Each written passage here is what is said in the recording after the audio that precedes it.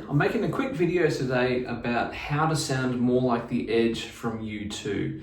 I know that there's a lot of information out there, and if you look at the Edge's guitar rig now, it is absolutely enormous, and there's few people on this planet that could actually spend that amount of money to get a rig like that. So I thought I'd make a quick video about how you can sound more like the Edge on a budget, if you will.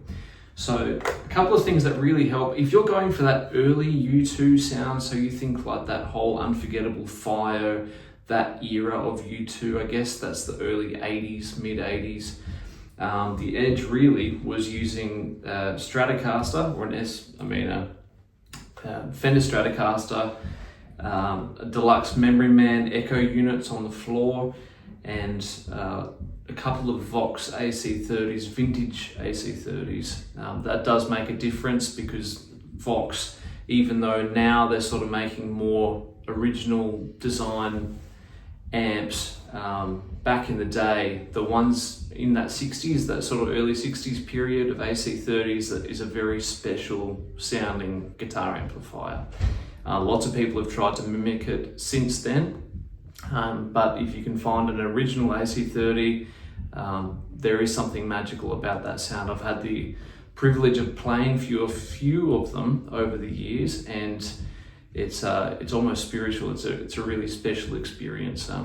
But I can't afford a vintage AC30. I have an AC15 at home, which is in some of my other videos that you would have seen on the channel. And that is close enough for me, so I'm quite happy with that. I'm here in the teaching studio at the moment, so I don't have all of my stuff with me. So I'm just going to show you through what I do have and how you can get that sound as I sort of showed at the top of the video. Now, it does help to have an S-style guitar like this. So reason being, you've got these 3 pickups set up here. Now, if you're a die-hard U2 fan, you're not going to have a humbucker in the bridge section. You'll have a single coil because that gets you closer to that original Fender Stratocaster sound.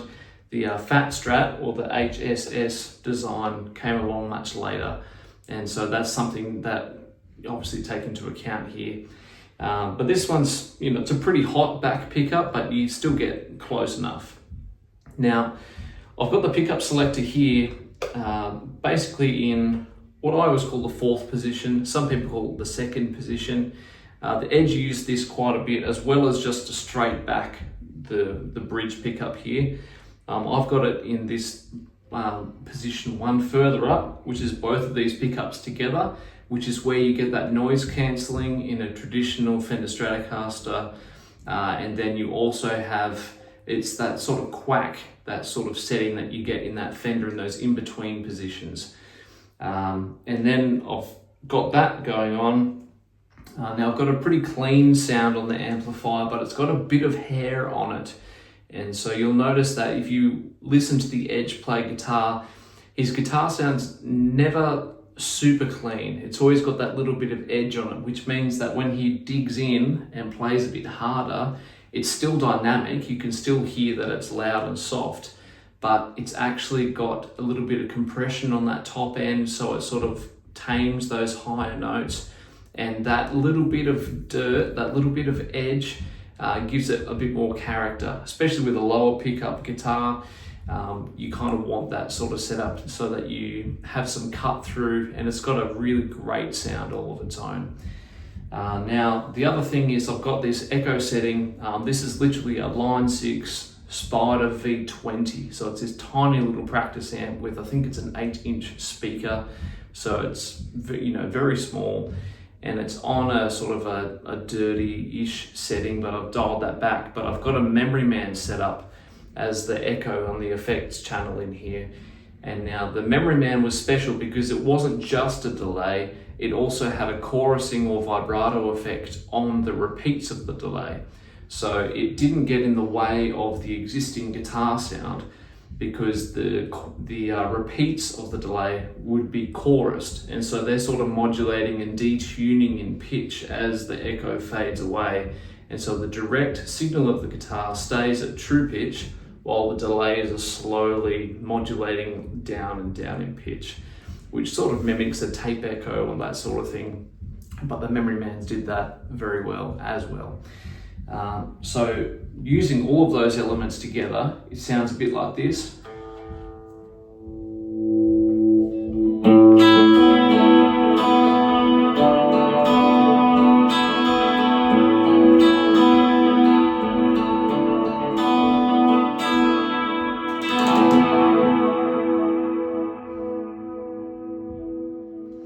Now this is the final element to this. I'm using a Jim Dunlop pick. It's one of the nylon ranges.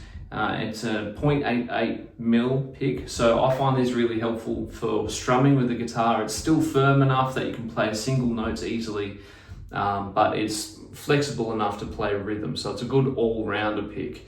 Now these picks have got bumps around this side as a grip for your strumming hand to hold on to when you're playing guitar. And what the Edge does famously is he spins it around so that you're hearing the grip on the string of the guitar, which gives it that sort of growl as well. It's got an edge to it, has more accent to it. And so if I was to play just a regular note,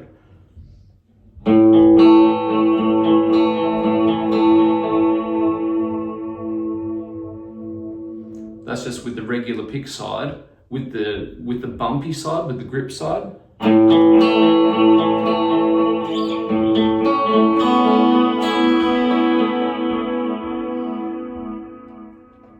you can hear how different that sounds. It gives it a real attitude. And the Edge does use this in and out, so if there's a quiet section, he might flip around to the flat side. And when it really gets into it, he'll sort of flip around to, he's mostly using that serrated side, that edgy side. But that's one of the big secrets. There is some debate over what brand he uses. There is a brand called Herdim, Herdim picks, that is, he's been sort of unofficially affiliated with over the years. Even his guitar tech, Dallas Shue, has said, oh look, I'm not going to share what brand we use because that's part of his secret. It's a bit of the mystique around his guitar playing. And so we can only guess, but that's the rumor. So I mean, these are great. There's a couple of other players that use picks in that similar vein, and Herco do a really good pick with that grated edge on it as well. So other notable players who do this would be Don Felder, Keith Urban, Michael Thompson. There's quite a few people who use that same technique, and it's when they've got very precise guitar playing, you can get attitude without having to play really hard. You can actually use technique to get a bit more bite and aggression out of that guitar picking there. So those are my top tips on how to sound a little bit more like the Edge. I love the Edge. I know some people, not so interested, but I've always been fascinated by how he pulls these great guitar sounds, and you don't need a lot of gear to do it. The only other thing I will say is that the Edge, particularly for these clean parts, is using a lot of open strings.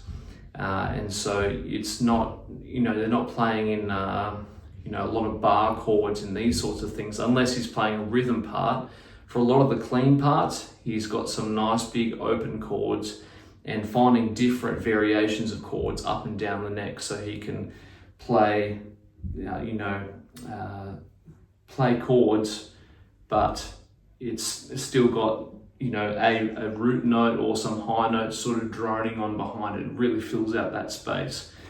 Because really, U2 is sort of like a three-piece band with a singer. Bono plays guitar from time to time, but it's mainly the Edge taking on the sort of melodic responsibility of that band. And so he had a lot of space to fill, which is why he sort of went down the road of getting more and more effects and building out their sound that way. So it's a great lesson in learning how to use tech to fill out the space in a band. But then at the end of the day, stripping it right back to the basics and having just as much fun with it. So I hope that was helpful. There's a couple more videos up here that YouTube thinks you would like to watch. So don't forget to watch those, hang around, learn a little bit more about technique and playing, and I'll see you in the next video. Thank you so much for watching. Bye.